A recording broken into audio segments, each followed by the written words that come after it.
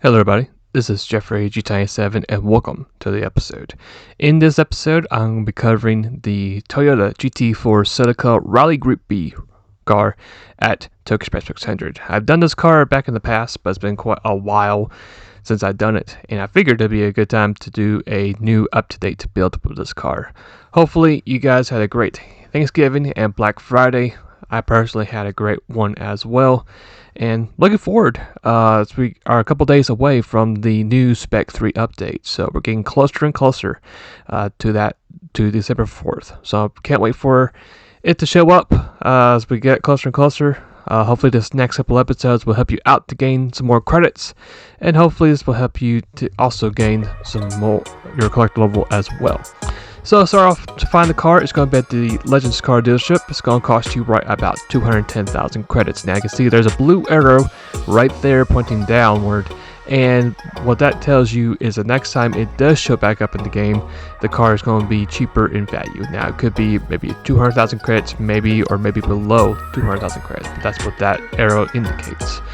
As you can see on the top right corner, there are the stats for this car, which aren't too bad. I mean, it's mainly was built for Group B rally racing, so that's why the horsepower is kind of low. But we're going to do some upgrading for this car, put some parts into it, and make this car into a real beast when it comes to Tokyo Expressway 600. So if you do have the funds for this car, I will highly suggest grabbing it, because not only will it be great to be used for rally racing, but also just for this event and Le Mans as well.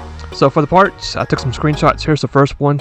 The first thing you need is going to be Sport Hard tires under the sports category. After you get those tires, the next category we're going to be going to is going to be Club Sports, and the only thing here you need is power restrictor. And I think for your last category, it's going to be under semi racing, and this is where you're going to get your majority of your parts. You're going to get the fully controlled computer, which I think already comes with the car. The main thing to get here is the medium RPM turbocharger, the fully customized LSD, and the fully customized manual transmission. Once you get those parts together, here is the build I have for this car. If you want to go ahead and pause the episode, you can, and just pretty much copy the numbers. The ones to worry about to copy for sure is going to be your downforce and your power restrictor. But if you want to go ahead and just copy the suspension and the torque differential, also the torque distribution, you can as well. And then for the other part of the list, I went ahead and put the medium RPM charger on the car with a strong anti-lag system, and that's going to be pretty much it for this car, because there's not really a whole lot of upgrades you can purchase for this car, since this car is already equipped with the best stuff for its own generation. So as we get started with this race, you can already see, thanks to the turbo plus with the strong anti-lag system, this car really has some really good acceleration. Matter of fact, your car might be the best when it comes to acceleration in this race. Now for top speed, I'm going to roughly say it probably is going to be, give or take, second or third best when it comes to straight line speed, but that acceleration and handling is going to come to play for this race. So as we get the first turn, we're going to find ourselves side by side with that Porsche. We actually do have some grip, even though there's a little bit of a power slide there. We were able to get enough grip to actually make the move work, and now we can focus on the next train in front of us, which is going to be cars like the GTR, the old Gen Supra, the old Gen Impreza, the RX-7, cars like that. And the car actually was feeling pretty good with the controller, so if you either have a controller or the wheel, you really shouldn't have any issues whatsoever for the car for its handling, and it actually did have a really nice feel to it at this track. So we got ourselves a really good turn. Going to go ahead and grab that P5 away from the GTR, find ourselves right behind the old Gen Impreza. Got ourselves another good run out of that corner. We're going to put ourselves right close to that wall, barely touching it, and get ourselves P4, and we are just in a really good start in this race. As we come up the ramp, we're going to try to gain some more ground on both the RX-7 and the Supra. Now we pretty much know what's going to happen next. Usually the RX-7 and Supra tend to really miss their braking point through here. We're going to brake a little bit early, and as you can see, they both miss their braking point by a long shot, especially for the Supra. We're going to take advantage over that, do a little bit of a power drift, easily get P3 away from the Supra. We're going to get a nice run out of the corner. Also, with a little bit of help from that draft as well from the RX-7, we're going to go ahead and pull aside to the left side of that RX-7, and we're going to go ahead and take away P2 as we end the first lap. And the first lap is going to be overall pretty quick, right around the 2:18 range. So not too bad of a first lap. We did manage to get the lead pretty quickly. As you can see, we were able to put down some very seriously good fast lap times against the AI.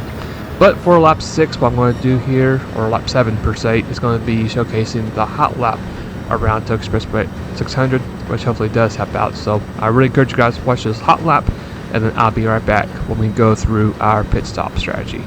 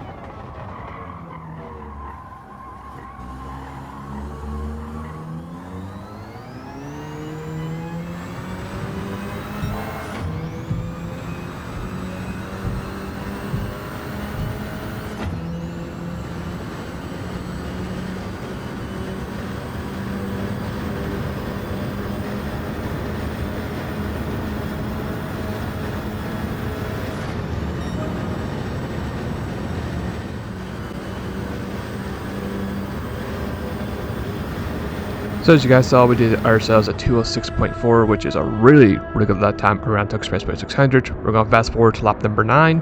It's going to be our scheduled pit stop. Now, right here, I've actually was trying to debate to either pit for tires or not, and as you can see, I did not. But just for future reference, I would recommend going ahead and change those tires because the pace of the car actually did drop from laps 10 through 12. So I would recommend going ahead, get yourself some fresh tires to help you a lot. As you can see, of course, the times did dropped, but other than that, the car did very well for this race. So as we cross the stripe, it's going to be right at 26:01. So if we probably would have gotten fresh tires, we probably could have maybe did sub 26 or below it.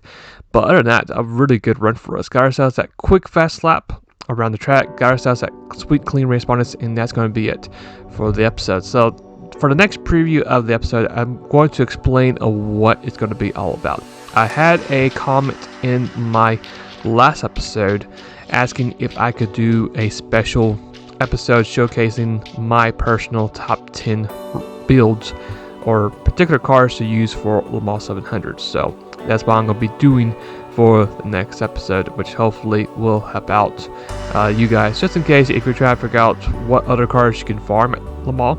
I do know Le Mans there's a bit more breathing room for tuning and for other cars to actually come to play for that track, since that track is of course different than Tokyo Expressway, and of course the PP limit is different as well. So just for example, I'll be throwing in the Mazda 78B, cars like the Nissan R92 CP, so I'll be throwing in a couple of the Group C's into the next episode, and I'll be showcasing my particular tunes and builds for both cars.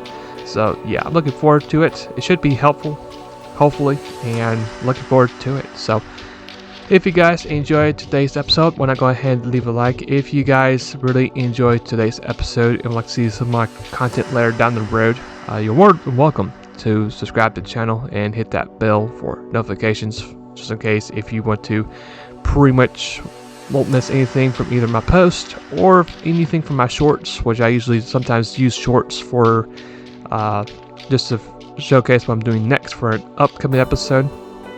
And if there's any particular build that you guys would like me to try out for either Tokyo Expressway or Le Mans, Sardinia, one of the big money tracks, you're more than welcome to put down your suggestion down in the comment section below. So like I said again, cannot wait to try my hand at Le Mans, giving my own personal opinion on what cars should be the best cars to use for that track, and hopefully it will not only help you out but also will make it fun as well. So until then, hopefully you guys have a great rest of the day or night and weekend, and I'll see you guys later. We'll know when we return for the top 10 cars to use for Le Mans 700 in my opinion. So until then, I'll see you guys later and take care.